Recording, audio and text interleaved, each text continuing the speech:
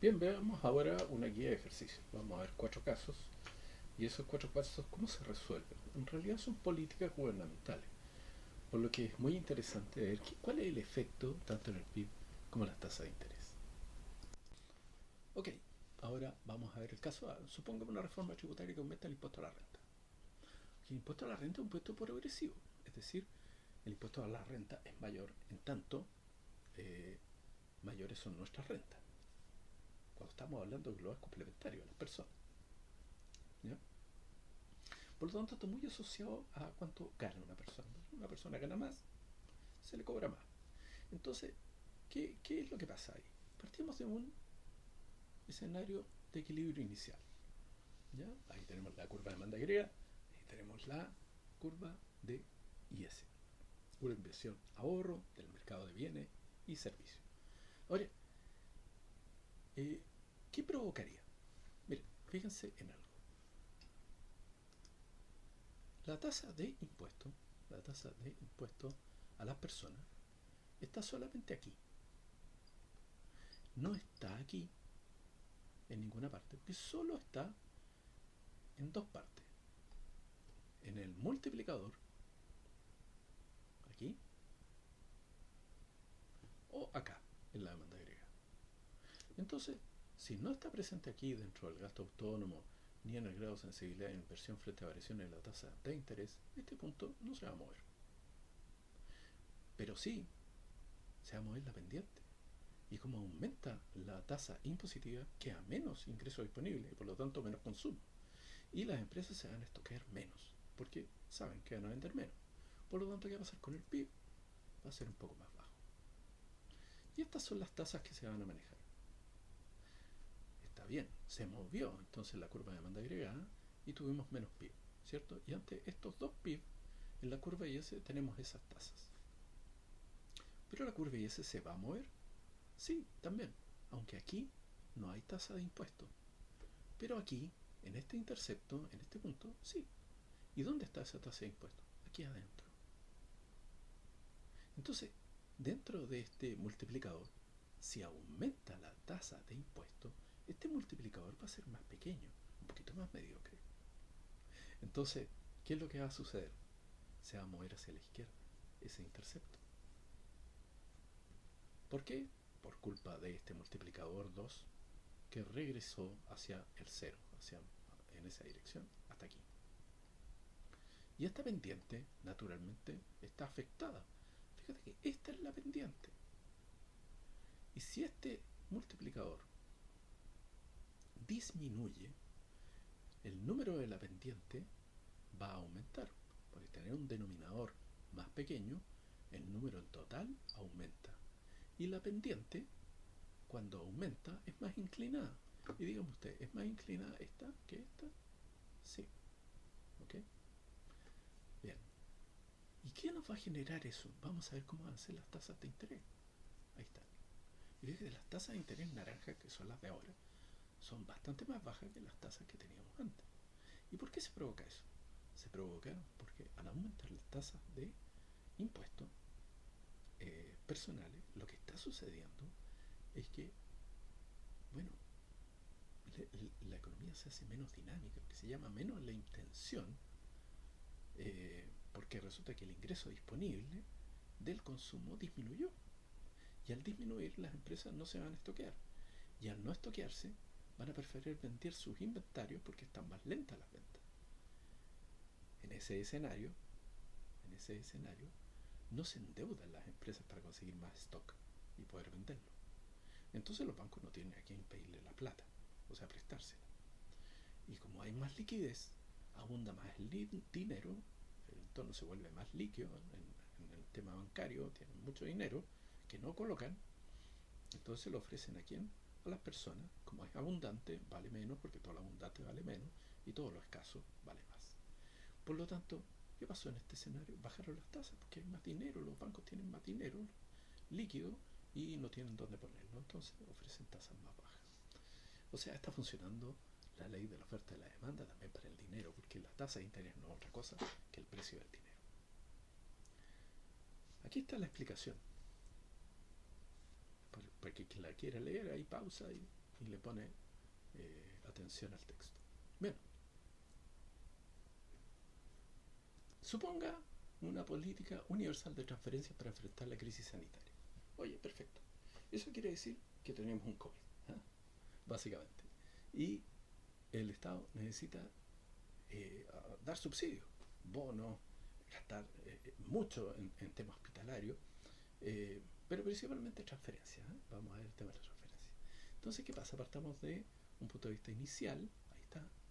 ¿Y dónde están las transferencias? Las transferencias están aquí, dentro del gasto autónomo. Y en el intercepto, ¿hay gasto autónomo? Sí. Y ahí están las transferencias. Entonces, si aumentan las transferencias, ¿este aumenta? Sí. ¿Y para dónde se mueve? ¿Para acá o para allá? Bueno, para acá. No varía la pendiente porque no ha aumentado ni disminuido ni la propensión marginal a consumir ni la tasa de impuestos personales. Entonces es plaza paralela. Y tenemos otro equilibrio acá.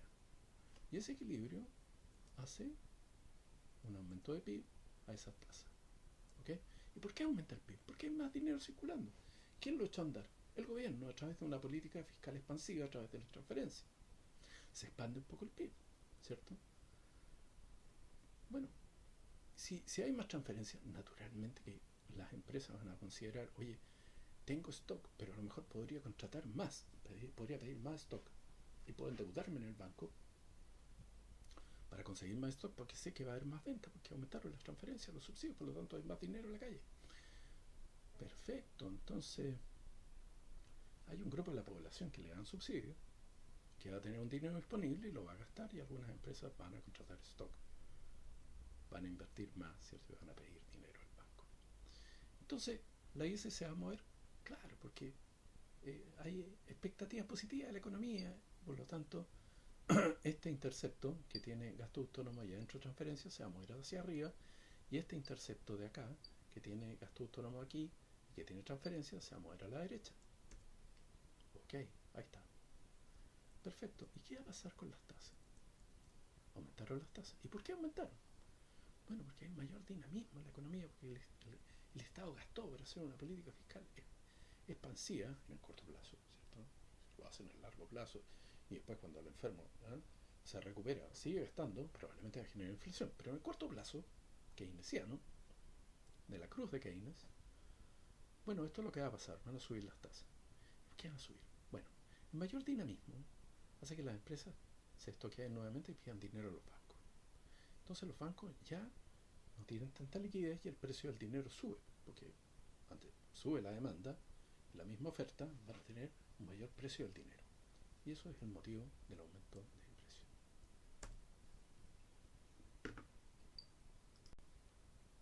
Ok, veamos ahora el caso C, que dice: suponga un plan de recorte del gasto público para enfrentar un alto déficit fiscal. Bueno, si yo aumento, o sea, si yo disminuyo el gasto público, parto de un punto de equilibrio inicial.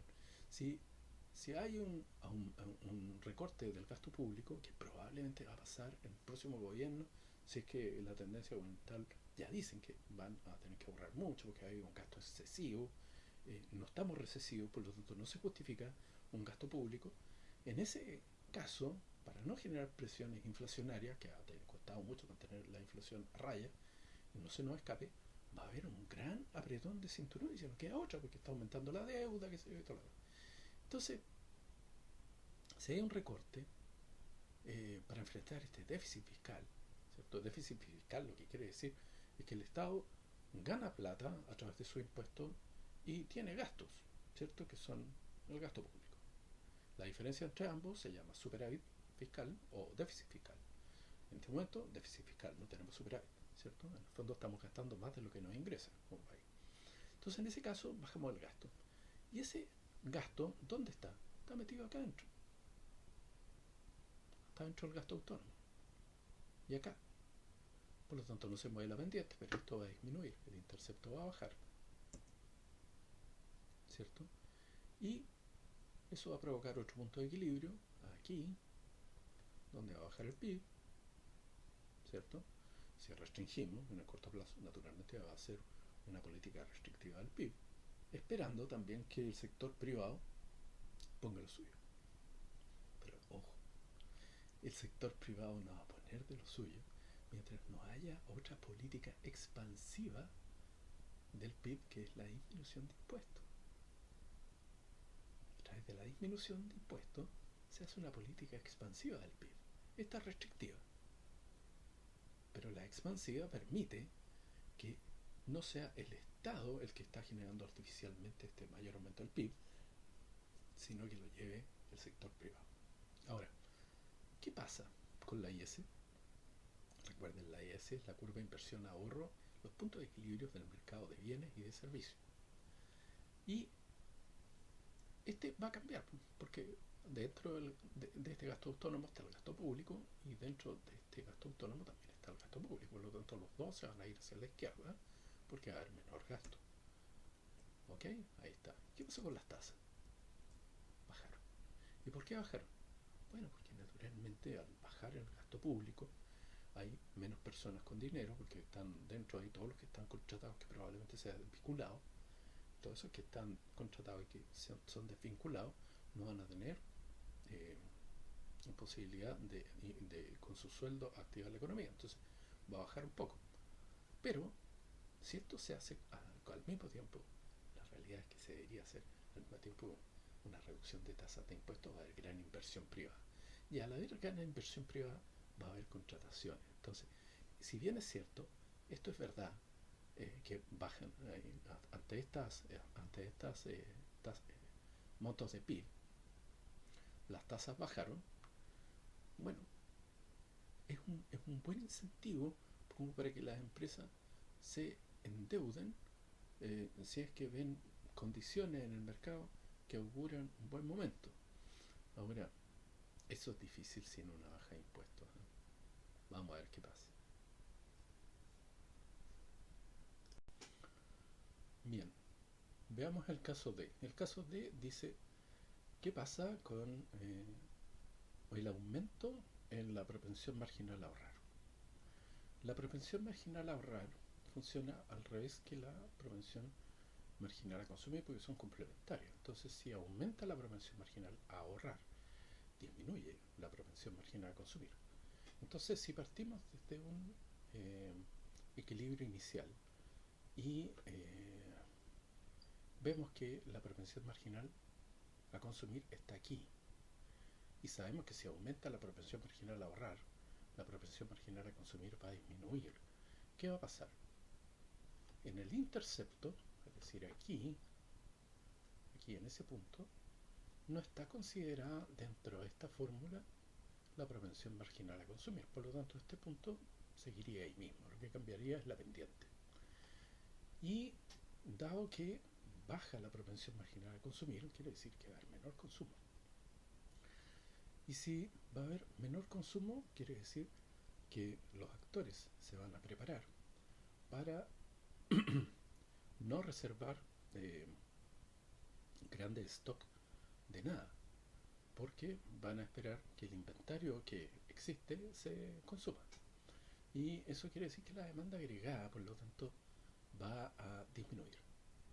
Y eso quiere decir que va a cambiar de pendiente. Ahí está la pendiente, ¿cierto? Una pendiente más pequeña que implica otro punto de equilibrio, ya no este, sino este, que va a generar otro PIB, ¿cierto? Un PIB más restringido, disminuyó el PIB. Y para esos PIB, en el gráfico de la IS, la curva inversión-ahorro del mercado de bienes y servicios, estos son las tasas de interés. Ahora, habría que analizar de nuevo dónde está la propensión marginal a consumir, tanto en este intercepto como en este, para ver cómo se mueve. En este no está la propensión marginal a consumir, por lo tanto este punto va a permanecer igual. ¿Y qué va a cambiar? La pendiente. Sabemos que hubo menos demanda agregada, por lo tanto el mercado de bienes y servicios va a ser más pequeño por las razones que ya dimos, ¿cierto?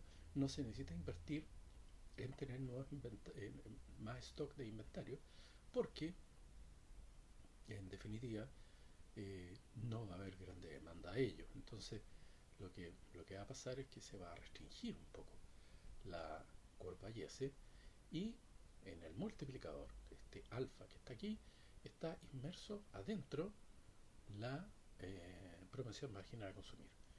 Recuerden que esto es igual a 1 partido por 1 menos propensión marginal a consumir multiplicado por 1 menos impuesto progresivo. Perfecto, entonces se va hacia adentro. Claro, porque tienes menos multiplicador. Cuando en definitiva el C pequeño, la propensión marginal a consumir, disminuye, el multiplicador también lo hace. Y va a tener un multiplicador más pequeño. Por lo tanto se va a correr hacia la izquierda hasta este punto. Con esa función, ¿cierto? ¿Ok? Entonces va a tener un multiplicador 2 ahí. ¿Y qué va a pasar con las tasas de interés? Van a disminuir, las naranjas, ¿cierto? Las tasas de interés rojas son más altas que las naranjas son más bajas. ¿Y por qué? Porque el mercado, por lo que ya dijimos, está menos dinámico, porque la gente consume menos, por lo tanto las empresas se estoquean menos, prefieren vender el stock que tienen en inventario y por lo tanto va a haber poca demanda por dinero para comprar más stock. Y eso lo que va a lograr es una gran abundancia de dinero, es decir, va a haber mucha liquidez en el mercado porque los bancos no pueden prestar dinero, porque no están las circunstancias para eso, entonces van a bajar sus tasas para ver si pueden tentar a más personas a que tomen deuda. Y eso va a significar menores tasas, entonces, para los mismos rangos de PIB, el PIB I1 y el PIB I2, ¿cierto? Van a tener menores tasas. Esa va a ser la consecuencia. De todas maneras, aquí está la explicación para que la puedan ver, pero más que nada es así como se construye una IS. Espero que haya quedado más o menos claro con todas las explicaciones. Ok, nos vemos, que estén muy bien.